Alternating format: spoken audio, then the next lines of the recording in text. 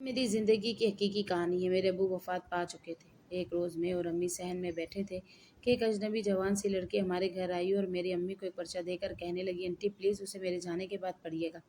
इसके जाने के बाद इस पर्चे को पढ़ते ही मेरी अम्मी फ़ौत हो गई। मैं हैरान थी कि आखिर इसमें ऐसा क्या लिखा है। जब मैंने इस पर्चे को पढ़ा तो जानकर मेरे पैरों से ज़मीन निकल गई कि ये कहानी हकीकत पर मबनी है और जिन खातून की हकीकी ज़िंदगी से ताल्लुक़ रखती हैं, मैं इन्हीं की ज़बानी बयान कर रही हूँ। कहानी में असल नामों की जगह फ़र्ज़ी नाम इस्तेमाल किए गए हैं। चलिए कहानी शुरू करते हैं। हम 2 भाई और एक बहन थे। भाई दोनों बड़े थे और मैं छोटी और सबकी लाडली थी। मेरे अब्बू की मुलाज़मत अच्छी थी, लिहाज़ा अच्छे से गुज़र-बसर हो रहा था। इन दिनों हमारा घराना खुशियों का गहवारा था। मैं एक रोज़ अचानक हम पर गम का पहाड़ टूट पड़ा। मेरे अब्बू के अचानक हार्ट अटैक से वफ़ात हो गई। जब अब्बू फ़ौत हुए तब मेरा बड़ा भाई बीएससी के पेपर दे रहा था। बाप की नाहागानी मौत ने हम सबको हिलाकर रख दिया। मेरे छोटा भाई वासिफ़ एफएससी में और मैं 8वीं में पढ़ रही थी। वालिद की दायमी जुदाई का दुःख हमें भी था, मगर सबसे ज़्यादा मुतासिर मेरे बड़े भाई हमाद हुए थे। वो अभी मज़ीद तालीम हासिल करना चाहते थे, लेकिन अब जबकि हमारे लिए कमाने की वजह से इनकी तालीम की कश्ती बीच मंदार में डूब रही थी, क्योंकि अब इनको ही घर के शराज़े को बिखरने से बचाना था। वही अब इस किश्ती के गियोनार थे, लिहाजा उन्होंने आगे पढ़ने का इरादा तर्क कर दिया। मेरी अम्मी बेचारी एक घरेलू खातून थी। बेशक उन्होंने अपने दौर के लिहाज से एफए किया था, लेकिन कभी नौकरी नहीं की थी और ना ही वो कभी घर से बाहर निकलती थी। सारा दिन अपने बच्चों की छोटी सी जन्नत को बनाने संवारने में लगी रहीं। यूँ हमाद भाई का आला तालीम हासिल करने का ख्वाब अधूरा रह गया, मगर उन्होंने वासिफ भाई को और मुझे आला तालीम दिलवाने का ठोस इरादा कर लिया। वो हमसे भी कहा करते थे कि तुम लोगों को किसी किस्म फ़िक्र में पड़ने की कोई ज़रूरत नहीं है, मैं घर का खर्चा उठा लूँगा। इन दिनों हमारे घर में एक गाड़ी और 2 मोटरसाइकिलें थीं। थोड़ा बहुत सरमाया भी था। हमाद भाई ने अपनी मोटरसाइकिल बेच दी और जॉब की तलाश में लाहौर चले गए। लाहौर में कुछ दिनों बाद एक सेठ के पास इनकी रसाई हो गई। इसने मेरे भाई को अपनी कंपनी में मुलाजमत दे दी और माकूल तनख्वाह के अलावा रिहाइश भी अता कर दी। हमाद भाई बाकायदगी से अम्मी को हर माह तनख्वाह भिजवाने लगे, जिसमें हमारा गुजारा बहुत अच्छा होने लगा। छोटा भाई भी दिल लगाकर पढ़ने लगा, क्योंकि उसे भी अब बड़े भाई का एहसास था। मेरे वालिद साहब सफ़ेद सफ़ेद पोश आदमी थे और हमारा ताल्लुक़ एक शरीफ मगर मुतवस्सित तबके से था। अब्बू की 2 दुकानें और एक प्लाट दादा को विरासत में मिले थे। एक मकान में हम रहते थे और दूसरा किराए पे उठा दिया था। फिर भी हमाद भाई लाहौर में काफ़ी तकलीफ़ बर्दाश्त कर रहे थे। ज़ाहिर है घर से दूरी के अपने मसाइल होते हैं। इनको शुरू से घर के खाने की आदत थी और वहाँ इनको खाने घर का खाना दस्तयाब ना था। वो 3 वक्त होटल का खाना खाते थे, जिससे इनकी सेहत भी मुतासिर होने लगी। रंग पीला पड़ गया और वो काफ़ी कमज़ोर हो गए। मेरा ये भाई कमाल का साबिर और हमसे बेहद मोहब्बत करने वाला था। तभी वो खुद पर बहुत कम खर्च करता था। इसकी हरदम यही कोशिश होती कि वो ज़्यादा से ज़्यादा हमें सुख पहुंचा सके। मेरे बड़े भाई ने हमारे लिए बहुत कुर्बानियाँ दी, लेकिन अफसोस के मुशनादान ने इस हीरे जैसे भाई की बिल्कुल कदर ना की। 2 साल लाहौर में भाई ने बहुत मुशक्क़त और तकलीफ़ में बसर की, जबकि हम घर की ठंडी छत तले आराम और सुकून की नींद सोया करते। जब मैंने मैट्रिक पास कर लिया तो भाई बहुत खुश हुआ और ख़ुद यहाँ आकर उन्होंने मुझे कॉलेज में दाखिला करवा दिया। और वासिफ भाई भी चूँकि एफएससी कर चुके थे, उनको उन्होंने अपने पास लाहौर बुलवा लिया था कि वो वहाँ इंजीनियरिंग कॉलेज में दाखिला ले सके। यूँ अब घर में मैं और अम्मी ही रह गए थे। कॉलेज की ज़िंदगी मुझे बहुत अच्छी लगी। मैं रोज़ घर से करीबी स्टॉप जाती और वहाँ से बस लेकर कॉलेज जाती। मेरा कॉलेज का एक साल बहुत सुकून से गुजरा, मगर दूसरे साल मेरा कुछ दिमाग ख़राब होना शुरू हो गया। हुआ यूँ कि अब अक्सर ये होने लगा कि जब मैं कॉलेज के गेट से निकलती तो एक बाइक मेरा ताक़ुब करने लगती। बाइक पर एक नहायत खूबरूसा नौजवान होता और एक के इसके पीछे हमारी कॉलेज का यूनिफ़ॉर्म पहने एक लड़की भी मौजूद होती। जब वो लड़की इसके साथ होती तो वो नौजवान सिर्फ़ बस तक ही मेरा ताक़ुब करता, मगर कभी-कभार वो घर तक भी मेरे पीछे आता कि जब इसके साथ वो लड़की मौजूद ना होती। यकीनन इस रोज़ वो छुट्टी पे होती होगी। शुरू-शुरू के दिनों में تو میں نے کوئی خاص نوٹس نہ لیا، مگر جب ایک بار وہ گھر تک میرے پیچھے آیا تو میں کچھ گھبرائی۔ ایک آدھ بار وہ لڑکی بھی مجھے کالج میں نظر آئی تو وہ مجھے بہت توجہ سے دیکھتی اور یوں لگتا جیسے وہ مجھ سے کچھ کہنا چاہتی ہو۔ پھر کافی روز تک وہ نوجوان مجھے نظر نہ آیا تو جیسے میرا دل بے چین سا ہو گیا۔ کالج نے گھر میں کالج نہ گھر میں دل لگتا۔ ایک روز آخر وہ مجھے اکیلا ہی گیٹ کے باہر کھڑا نظر آ گیا۔ اس روز بھی وہ ایک سائے کی طرح گھر تک میرا تعاقب کرتا رہا۔ بالآخر میں بھی انسان تھی، اب میرا بھی دل جیسے اس کی طرف مائل ہونے لگا۔ اب جب میں کالج سے باہر نکلتی تو وہ میری نظریں اس بائک والے کو تلاش کر رہی ہوتی۔ جب وہ مجھے نظر آ جاتا تو اس کی نگاہیں پہلے سے ہی مجھ پر مرکوز ہوتی۔ ایک روز جب میں گراؤنڈ میں بیٹھی اپنی دوست کے ساتھ نوٹس بنا رہی تھی، وہی لڑکی میرے پاس آئی اور کہنے لگی، کیا آپ 2 منٹ کو ادھر آ کر میری بات سنیں گی؟ اتنا تو مجھے بھی اندازہ ہو چکا تھا کہ وہ ضرور اس لڑکے کی بہن تھی، لہٰذا میں اس کی بات سننے کو اس کے پیچھے چل دی۔ اس نے مجھ سے کہا کہ میرا بھائی تم پر دل ہار بیٹھا ہے اور اس نے ہی مجھ سے کہا ہے کہ میں اس کے دل کا حال تم تک پہنچا دوں۔ اس کی باتیں سن کر مجھے بجائے حیرت یا پریشانی کے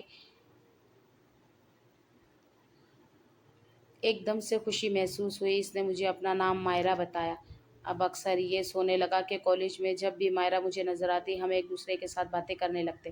ایک روز باتوں باتوں میں نے اسے بتایا کہ اس نے بتایا کہ وہ ہمارے ہی محلے کی رہنے والی ہے۔ یہ سن کر میں کچھ حیران ہوئی۔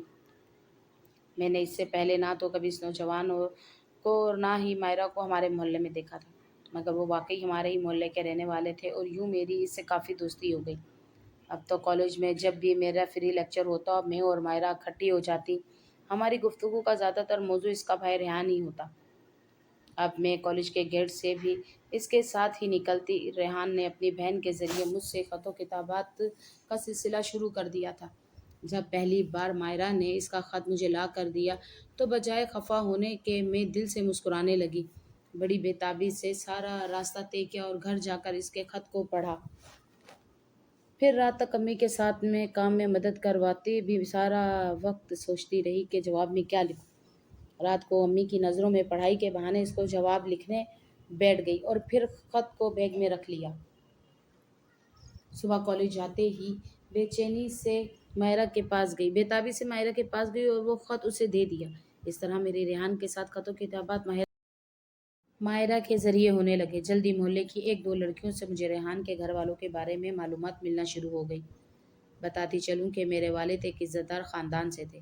تمام محلے دار ہمارے خاندان کا احترام کرتے تھے، جبکہ ریحان کا تعلق ایک جھگڑالو قسم کے خاندان سے تھا۔ مجھے یہ بھی معلوم ہوا کہ اس کے 2 چچا زاد بھائی اقدام قتل کے الزام میں جیل میں تھے۔ اس کے ایک قریبی رشتہ دار کا بیٹا بھی ہیروئن فروخت کرنے کے الزام میں جیل میں تھا۔ بے شک ریحان میں ایسی کوئی خرابی نہ تھی، لیکن محلے والے ان لوگوں کو بھی اچھا نہیں سمجھتے تھے کہ وہ جو کہتے ہیں ایک مچھلی سارے جل کو گندا کر دیتی ہے۔ ایسے میں برے لوگ سارے خاندان کی عزت کا جنازہ نکال دیتے ہیں۔ ہمیں کالج سے چھٹیاں ہو گئی، اب مائرہ ہمارے گھر بھی آنے لگی۔ میں امی سے یہی کہتی کہ یہ میری دوست ہے اور میرے ساتھ کالج میں پڑھتی ہے۔ میری امی کو بھی چونکہ محلے والوں کے ذریعے مائرہ کے خاندان کے بارے میں معلوم تھا، لہٰذا وہ اس کا ہمارے گھر آنا جانا پسند نہیں کرتی تھی۔ میں امی سے یہی کہتی کہ اس کے گھر والے بہت اچھے ہیں، ابھی اس کے خاندان والے کیسے ہیں، اس سب میں مائرہ کا بھلا کیا قصور؟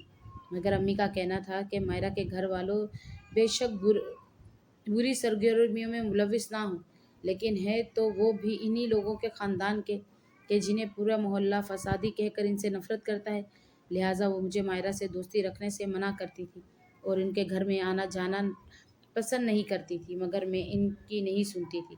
میں باوجود امی کے منع کرنے کے روزانہ مائرہ کو گھر بلا لیتی۔ یوں وہ میرے اور ریحان کے درمیان پیغام رسانی کا کام کرتی رہی۔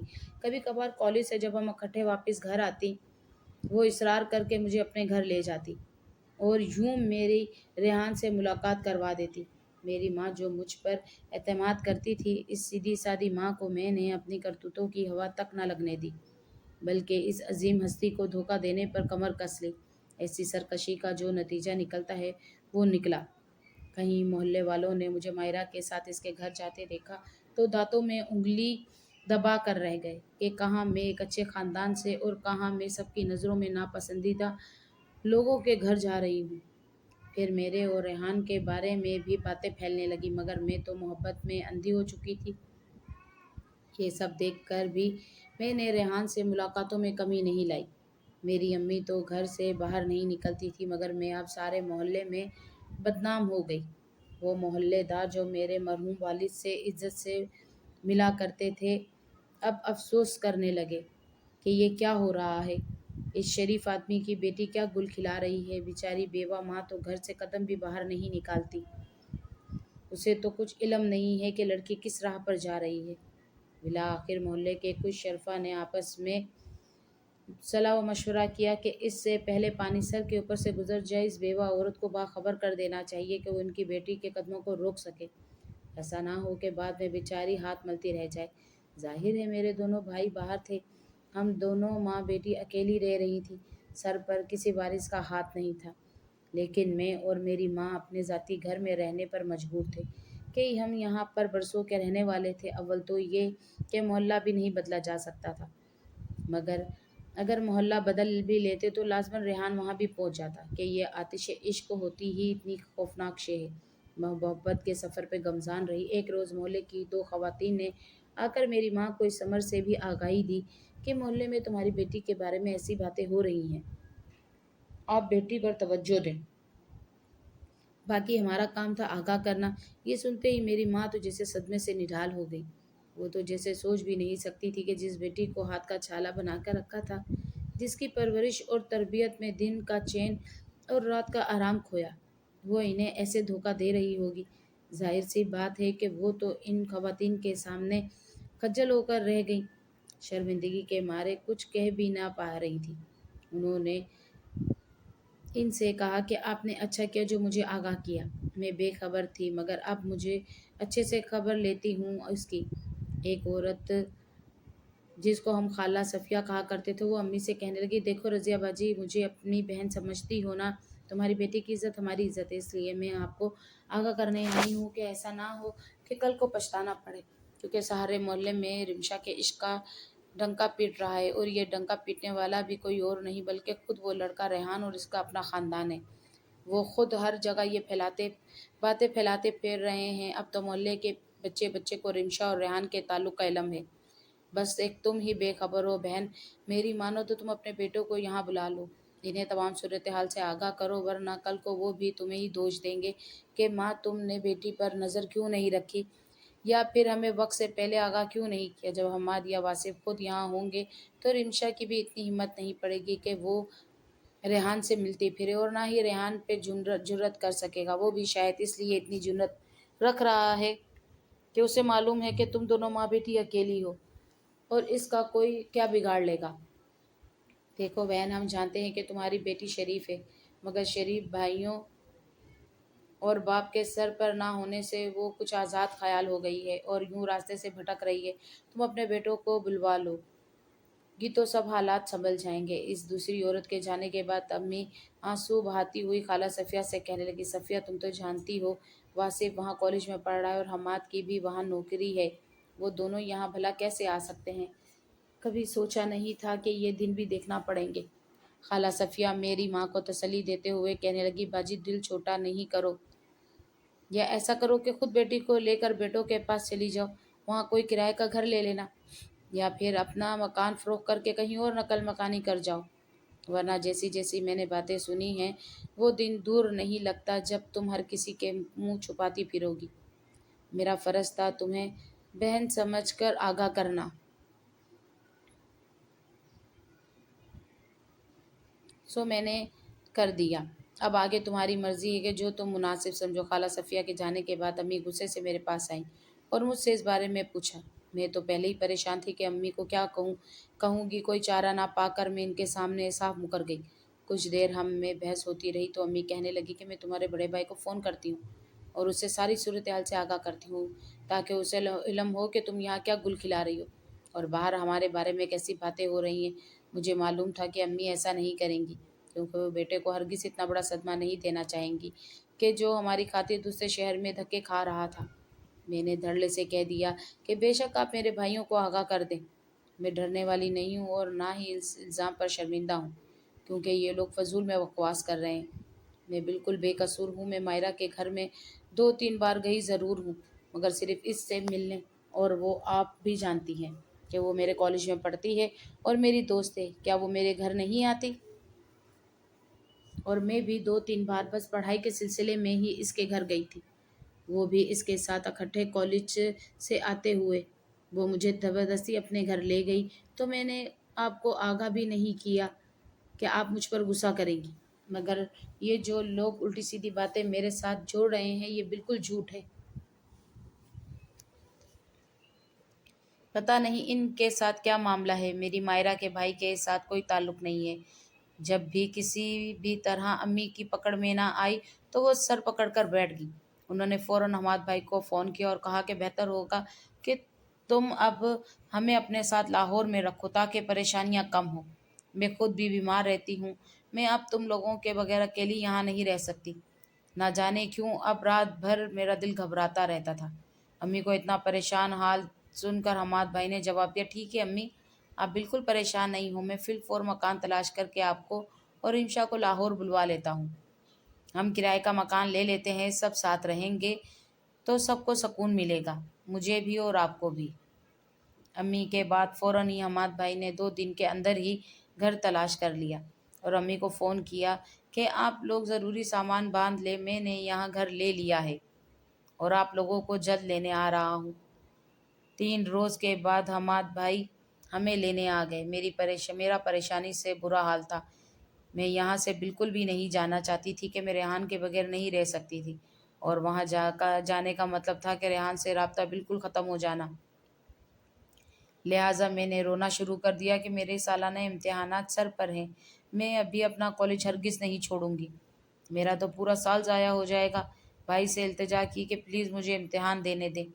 यूं मुझे रोता देखकर हमाद भाई भी परेशान हो गए और कहने लगे, ठीक है अम्मी, आप लोग गुड़िया के पेपर्स तक यहीं रहें, मैं फिर बाद में आपको लोगों को ले जाऊंगा। आप गुड़िया को इम्तिहान देने दें। ये ठीक कह रही है। हमाद भाई वापस चले गए और मैंने सुख का सांस लिया। हालांकि मेरे सालाना इम्तिहान में अभी 4-5 माह बाकी थे। यूं हमाद भाई बेचारा इस अरसे में लाहौर में हमारे खातिर मकान का किराया भरता फिर रहा। मैं तो बस इम्तिहान का बहाना बनाया था, वरना अब मुझे पढ़ाई की भला कोई परवाह नहीं थी। मुझे तो पढ़ाई में कोई दिलचस्पी नहीं थी, मैं तो किसी और खेल में मशगूल थी। फिर आखिर मेरे इम्तिहान हो गए और मैं फ़ेल हो गई। अम्मी ने अपना सर पीट लिया और कहा, जल्द तैयारी बांध लाहौर चलने की, तेरी खातिर मेरा बेटा वहाँ जलील होता फिर रहा है। फेल ही होना था तो पहले ही बता देती, हम वहाँ पहले ही दफ़ा हो जाते। लेकिन मेरे लिए तो अब भी रेहान की जुदाई मौत और ज़िंदगी का सवाल बनी हुई थी। मैं तरकीबें सोचने लगी कि अब क्या करूँ, कैसे माँ को लाहौर जाने से बाज रखूं।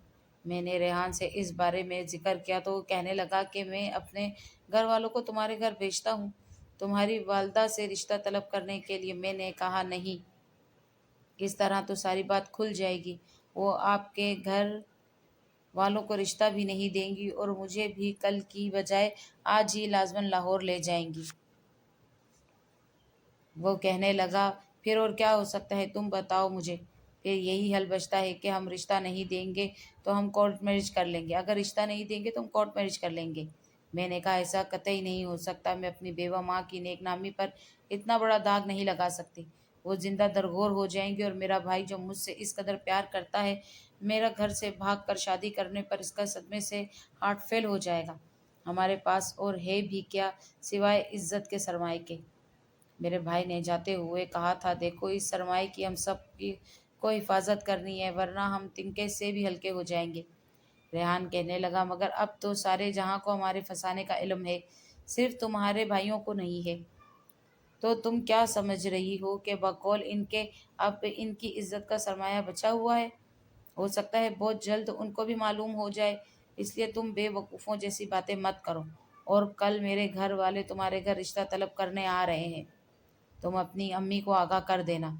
इसने तो कह दिया, मगर मेरी हिम्मत ना पड़ी कि मैं अपने मुंह से अम्मी को कुछ बताती, क्योंकि मैं तो इनसे ऐसा कोरा झूठ बोल रही थी मेरी अम्मी रेहान के घर वालों को नहीं जानती थी, सिवाय मायरा के, क्योंकि वो कभी इनके यहाँ गई थी और ना ही इनसे पहले कभी रेहान के घर की औरतें हमारे घर आई थी। शाम तक मेरा दिल धड़कता रहा। अलबत्ता मैंने नहा धोकर कपड़े वगैरह पहन लिए। शाम 4:55 पर बेल हुई और अम्मी ने ही जाकर दरवाज़ा खोला। वो औरतें कहने लगी, हम आपके मोहल्ले ही से आए हैं। अम्मी ने इनको सहन में बिठाया और आने का मकसद दरियाफ्त किया। तो रेहान की बड़ी बहन ने कहा कि हम आपकी बच्ची रिमशा का रिश्ता लेने आए हैं, अपने रेहान के लिए। रेहान का नाम सुनकर मेरी रेहान का नाम सुनकर मेरी अम्मी बुझ कर रह गई। वो सोचने लगी कि गोया मोहल्ले की औरतों ने जो कहा था हरूफ बरूफ दुरुस्त था। बहरहाल उन्होंने सब्र तहमुल से काम लिया। रेहान की वालदा से कहा कि मैं आपसे माजरत ख्वाह हूँ, ये रिश्ता तो हम नहीं कर सकते, क्योंकि रिमशा के भाई हरगिज नहीं मानेंगे। वो इसकी शादी अपने जानने वालों में ही करना चाहते हैं, इसलिए आप दोबारा इस मकसद के लिए जहमत नहीं करिएगा। मैंने इनके सामने कोल्ड ड्रिंक के गिलास रख दिए थे, मगर अम्मी का जवाब सुनकर इन खवातीन ने कोल्ड ड्रिंक भी ना पी और उठकर चली गई। इनके जाने के बाद पहली बार मेरी अम्मी ने पुश्त पर 2-3 थप्पड़ मार कर कहा कि तू तो कहती थी कि ऐसी कोई बात नहीं, सारा ज़माना ही झूठ कहता है और तुम सच्ची हो, तो अब ये लोग कहाँ से आए हैं यहाँ? अब के मुझे अम्मी को सब सच बताना ही पड़ा। मैंने बता दिया कि अम्मी, ज़माना सच कहता है, ये सही बात है कि मुझे रेहान से ही हर सूरत शादी करनी है। अम्मी गुस्से से कहने लगी, जानती हो कि लोग इनके बारे में क्या राय रखते हैं? मैंने कहा, अम्मी जो भी राय रखते हो, रेहान ने तो कोई जुर्म नहीं किया ना इस पर कोई केस है और ना ही इसने किसी से कभी झगड़ा फसाद या किसी का कत्ल किया है। वो नशा भी नहीं करता। अगर इसके कुछ रिश्तेदार खराब है तो इससे हमें क्या लेना देना? अम्मी कहने लगी, अरे बेवकूफ़, रिश्ते के लिए सारा खानदान देखा जाता है, सिर्फ घराना या लड़का नहीं। तेरे भाई कभी नहीं मानेंगे, इसलिए तो रेहान का ख्याल जहन से निकाल दे, वरना हम सब बर्बाद हो जाएंगे।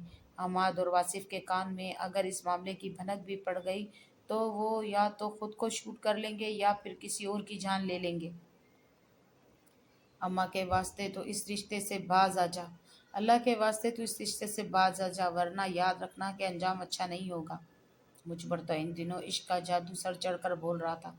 मैंने अम्मी से साफ कह दिया कि अम्मी, अगर आपने मेरी ईशा रेहान से शादी ना होने दी या मुझे ज़बरदस्ती लाहौर ले जाने की कोशिश की तो मैं घर से भागकर रेहान के साथ शादी कर लूँगी।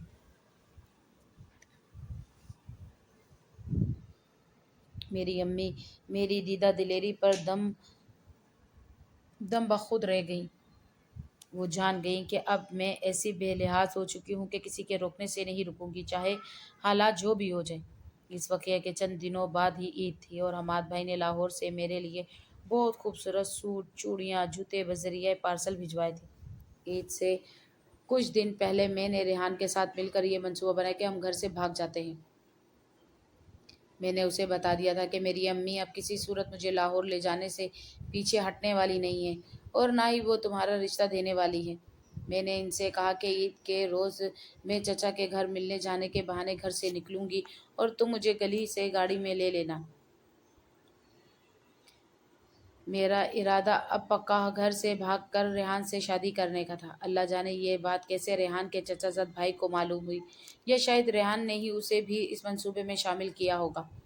बहरहाल इसके चचाजाद ने हमारा ये सारा मंसूबा अपनी बड़ी बहन को बता दिया कि ईद के रोज़ ऐसे होने जा रहा है। रेहान को ये चचाजाद बहन शादीशुदा थी और इसकी एक जवान बेटी भी थी कि जो हमारे ही कॉलेज में अभी पढ़ रही थी। वो लड़की मरियम एक बार मायरा के साथ हमारे घर भी आई थी।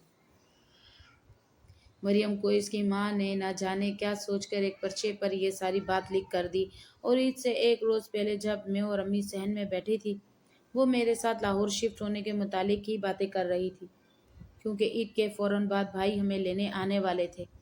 मरियम ये रुक्का लेकर हमारे घर आई, मगर मुझे कुछ ना बताया। जब मैं इसके लिए चाय बनाने किचन में गई तो इसने जल्दी से रुक्का मेरी अम्मी की मुट्ठी में दे दिया और कहा, आंटी प्लीज़ उसे मेरे जाने के बाद ही पढ़िएगा, अभी इसे छुपा लें। मुझे नहीं मालूम मम्मी ने वो रुका कब पढ़ा, क्योंकि उन्होंने मुझे कुछ ना बताया। अगले रोज़ ईद भी थी और मेरे भागने का इरादा भी था। میں نے رات کو ساری تیاری کر کے رکھ لی، امی بھی کمرے میں سو رہی تھی۔ جب عید کے روز میں صبح اٹھی اور دیکھا امی ابھی تک سو رہی ہیں، مجھے یہ بس عجیب لگی کہ امی تو ہر روز صبح سویرے اٹھنے کی عادی تھی، جبکہ آج تو ویسے ہی عید کا دن تھا۔ میں نے امی کو جگایا نہیں کہ پہلے اپنے مزید تیاری کر لوں۔ میں نہا دھو کر تیار ہو گئی، بس جوڑا زیب تن کرنا باقی تھا۔ اس عید پر بھائیوں نے آنا مجبوری ظاہر کر دی تھی کیونکہ اخراجات زیادہ ہو رہے تھے۔ امی کو عید کے روز صبح صبح بھائی نے فون کرنا تھا۔ پھر فون کی گھنٹی بجنے لگی۔ میں کچھ دیر تو اپنے کاموں میں مصروف رہی کہ امی اب اڑ جائیں گی، مگر وہ پھر بھی نہ اٹھی۔ تب میں ان کے کمرے میں گئی اور امی کو اٹھانے لگی کہ بھائی کا فون ہے۔ وہ پھر بھی نہ اٹھی تو میں انہیں ہلانے جلانے لگی، لیکن وہ بے حس پڑی تھی۔ میری سانس جیسے بند ہونے لگی۔ میں نے کافی بار ہلایا جلایا تو میری چیخیں نکل گئی۔ ان کی روح کب سے عناصر سے پرواز کر چکی تھی۔ بے جان جسم بستر پر پڑا تھا۔ یقین نہیں آ رہا تھا کہ امی مر چکی ہیں۔ فون کی گھنٹی مسلسل بج رہی تھی۔ میں نے بڑی مشکل سے فون اٹھایا۔ حماد بھائی نے کہا، عید مبارک گڑیا، کیسی ہو اور امی کیسی ہیں؟ تبھی میری سسکیاں نکل گئی۔ بھائی نے پوچھا، کیا ہوا ہے گڑیا؟ کیا ہوا ہے میری بچی کو؟ بتاؤ تو کیوں رو رہی ہو؟ مگر میں کیا بتاتی، بس اسی قدر کہہ سکی کہ بھائی امی شاید اب اس دنیا میں نہیں رہیں۔ اس کے بعد میں خالہ صفیہ کے گھر بھاگی اور لوگ اکٹھا ہو گئے۔ ابھی بھی نہ جانے کیوں میرے دل میں امید تھی کہ شاید امی زندہ ہوں، مگر پھر باقی لوگوں نے بھی تصدیق کر دی کہ وہ فوت ہو چکی ہیں۔ اسپتال لے جانے کا فائدہ نہیں ہے۔ میرے دونوں بھائی کے آنے تک امی کو نہلا کر کفن دیا جا چکا تھا۔ وہ شام 4 بجے پہنچے تھے۔ تب تک تایا نے امی کی قبر بھی کھدوا لی تھی۔ ہمارے گھر ایک کوہرام بچا ہوا تھا۔ میں گھر کے کونے میں گمسم بیٹھی تھی۔ میرے آنسو بھی جیسے میرے آنکھوں کا راستہ بھول گئے تھے۔ امید نہ تھی کہ میری پیاری ماں مجھے چھوڑ کر اتنی جلدی اس دنیا سے چلی جائیں گی۔ بھائیوں نے چھٹیوں کی درخواست بھجوا دی اور امی کے انتقال کے 1 ہفتے بعد وہ مجھے لے کر لاہور آ گئے۔ میرے گھر سے بھاگنے کا منصوبہ میری امی کی موت کے صدمے میں خاکستر ہو گیا۔ اپنی سوچ پر شرمندہ تھی کہ کیا کرنے چلی تھی۔ یہ سوچ کر دل بند ہونے لگتا کہ ایک کاش پہلے ہی اپنے بہکنے قدموں کو روک لیتی تو میری پیاری ماں اپنی جان سے نہ جاتی۔ یقیناً انہیں یہ صدمہ ہی لے ڈوبا تھا۔ وہ رکا بعد میں مجھے اپنے گھر کی الماری سے ملا تھا جو ریحان کی چچا زاد بہن نے بھیجا تھا۔ اسے پڑھ کر مجھے اندازہ ہو گیا تھا کہ میری ماں کی موت کی وجہ میں خود ہوں۔ میں نے اس رکے کو جلا دیا۔ اس آنے کے سال بعد حماد بھائی کی شادی ہو گئی۔ گھر میں بھابھی آ گئی۔ جس گھر میں میری ماں کو آنا تھا وہاں ایک ایسی عورت آ بیٹھی جسے میرا وجود ایک آنکھ نہیں بھاتا تھا۔ اب پچھتاتی تھی، ایک کاش میں اپنی نادانی سے باز آ جاتی تو جلد میں بھائی ایک ایسی لڑکی سے شادی پہ مجبور نہ ہوتے جو بالکل ان کے معیار کی نہ تھی۔ ہمارے لاہور والے گھر میں ان کے والدین ہمارے پڑوسی تھے جنہوں نے میرے بھائی کو اس گھر میں اکیلا دیکھ کر پہلے ہمدردی جتلا کر گھیرا اور پھر اپنی بیٹی سے ان کی شادی کروا دی، کیونکہ میں گھر میں اکیلی ماں کے بغیر گھبراتی اور روتی رہتی تھی۔ اس لیے بھائی کو مجھے یہاں لے کے آنے کے بعد جلد ہی میری خاطر شادی کرنی پڑی، کیونکہ واصف بھائی بھی ہاسٹل میں ہوتے تھے۔ بھائی تو سارا دن اپنی جاب پر ہوتے۔ میں اور بھابھی کے ساتھ رہنے پر مجبور تھی۔ وہ سارا دن مجھے ذلیل کرنے میں کوئی کسر نہیں چھوڑتی تھی۔ میرا بھائی تو بہت اچھے تھے، مگر بھابھی تو ان کی بھی نہیں سنتی تھی اور وہ اپنے بچوں کی وجہ سے اس عورت کو برداشت کرنے پر مجبور تھے۔ آج بھی مجھے جب امی یاد آتی ہیں تو میرا کلیجہ پھٹنے لگتا ہے۔ میرا ان کی روح سے رو رو کر معافی مانگتی ہوں۔ ایک کاش انہوں نے مجھے معاف کر دیا ہو۔ مزید دلچسپ سچی کہانیوں کے لیے چینل کو سبسکرائب کریں، لائک، کمنٹس اور لازمی کیجیے گا۔ اللہ حافظ۔